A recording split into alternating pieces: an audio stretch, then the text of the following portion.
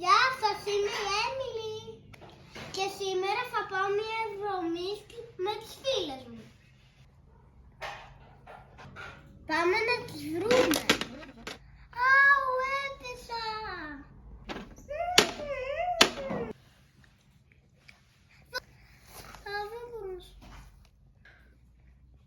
Κανένας δεν υπάρχει. Είμαι ολομόναχη. Α, βλέπω τη Ραφαέλα από μακριά. Ραφαέλα! Έμιλι, εσύ είσαι? Ναι, βοήθεια, έπεσα. Έρχομαι. Μα καλά, τι έπαθες? Θα σε βοηθήσω να σηκωθείς, έλα. Ευχαριστώ. Μα καλά, πώς χτύπησες?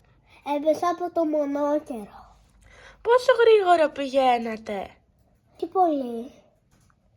Έλα να σε πάω σε έναν γιατρό να σου καθαρίσουν το χτύπημα. Έχεις έρθει με το αυτοκίνητό σου? Ναι, εδώ είναι. Θα σε πάω σε έναν πολύ καλό γιατρό που είχα πάει και την Άνση όταν είχε χτυπήσει.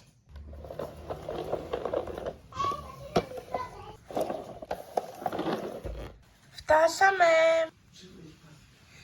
Θα γίνω καλά και θα πάμε εκδρομή. Μάλλον, δεν ξέρω, θα μας πει ο γιατρός. Έλα. Μα καλά, πότε θα έρθει η σειρά μας? Μάλλον χτύπησε πάρα πολύ κόσμο. Ναι, έχεις δίκιο. Ας περιμένουμε. Ποιος είναι ο επόμενος στη σειρά? Εμείς. Ποια είναι η τραυματίας? Εγώ Πώς σε λένε? είμαι η Έμιλι. Και πώς χτύπησες? Έπεσα κάτω με το μονόκερό μου. Από ό,τι βλέπω έχεις χτυπήσει το πόδι σου.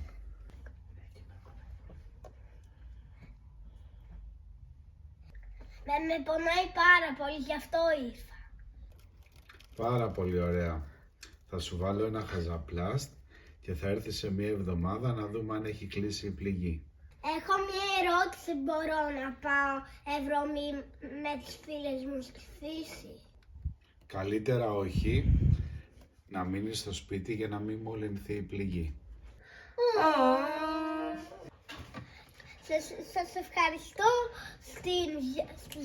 που είδατε την περιπέτειά μου. Άμα θέλετε να γίνω καλά, πατήστε like στο βίντεο. Γεια!